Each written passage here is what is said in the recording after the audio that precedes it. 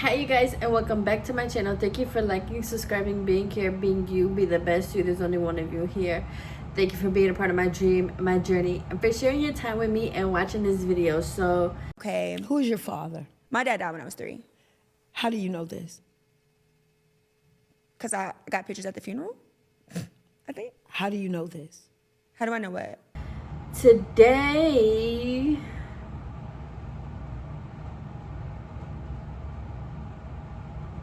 wait, hold on, y'all. Today we're talking about the show Man on Fire, which just came out on Netflix, but this came out as a series, like a 7-episode series. So I looked it up online so I could see the cast as I'm talking about it, and apparently there's already a movie with Denzel Washington, which is the same thing. I've just never seen it before, so I didn't know that. Apparently this is a remake. Well, anyways, Man on Fire was making its rounds in terms of social media, like a show to watch. You know, the show is good. It's like top 10 on Netflix and all that stuff. So I watched it and I did enjoy it. It honestly kept me hooked, and this is a show that, like, you cannot do anything but watch this show because, you know, you had to keep up with what's going on. They're speaking Portuguese, I believe, not Spanish, Portuguese. You know, it takes place in Brazil, so you really, and then obviously there's a lot of stuff happening and crime and everything, so you have to really pay attention. And I always love a show like that. I love a show that pulls me away from the phone, you know, because as a kid, I remember when I used to just watch TV and I didn't have a phone or nothing, and I would literally just be glued to the TV and could watch TV.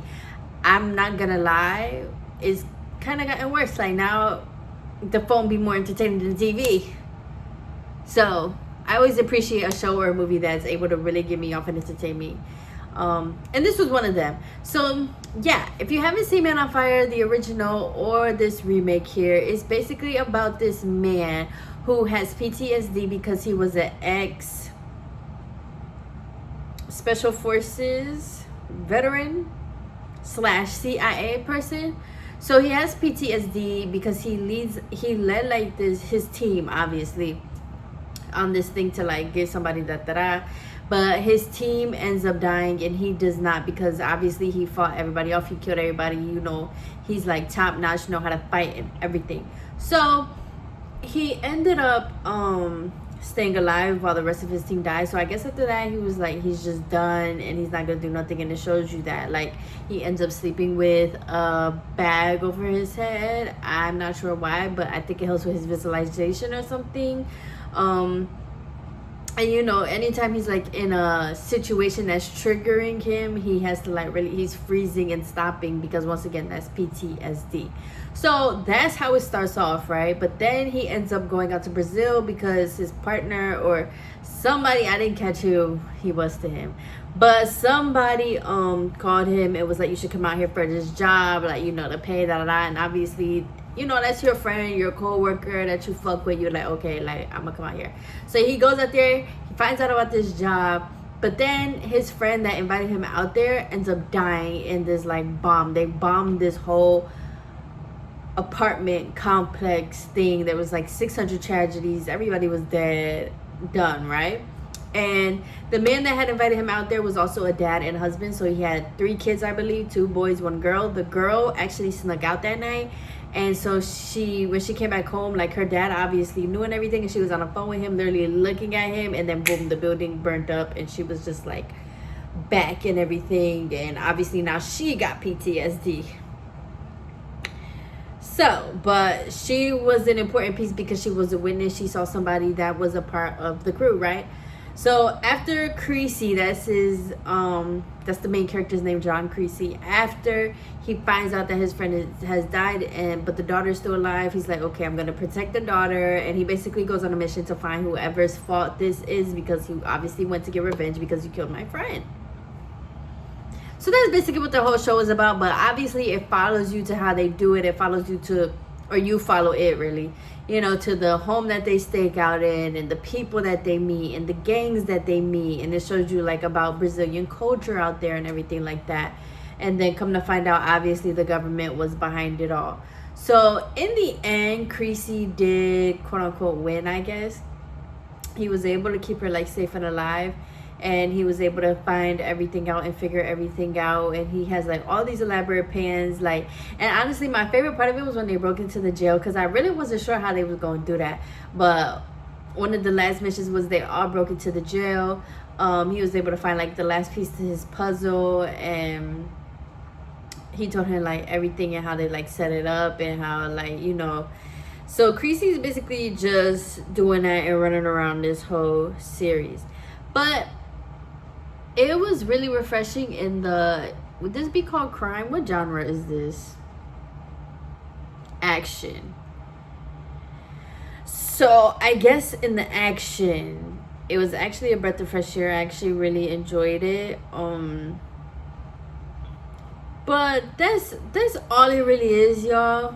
I don't know how this like came up out of nowhere, because apparently this been out maybe for a month or so now.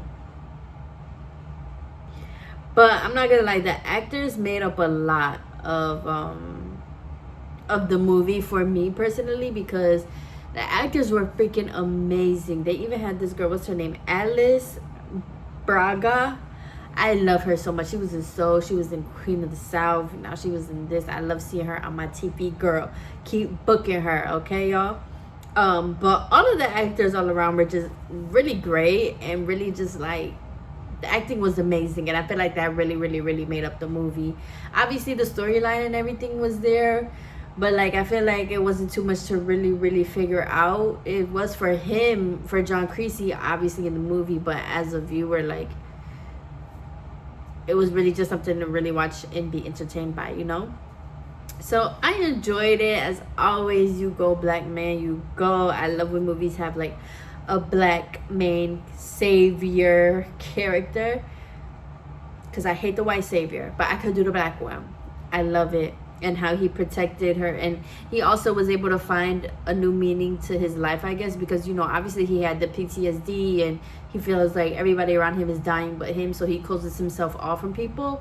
But this little girl was able to show him and tell him, like, you can't really do that. Like, there's still life to live. There's still people that love you, people that you can connect with. So he was able to have like another little family that they created and everything, even though during all this. And it was actually really nice to see, because as always, as much as hard as we all try to act, we all just want to connect and love each other, you know. But that's honestly all I had to say. Was it worth the hype? I don't know.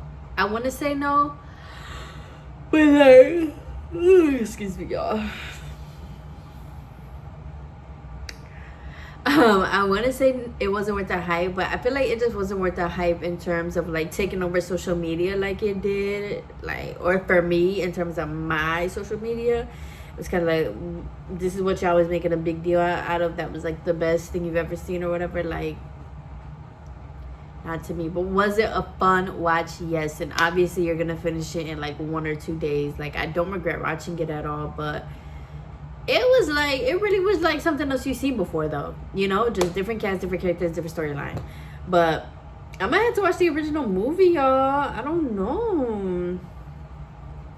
I did not know they had a movie. And obviously Denzel just be, I mean, but why look like he the only black person on here? Maybe not. Maybe I won't be watching that. And it's 2.5 hours.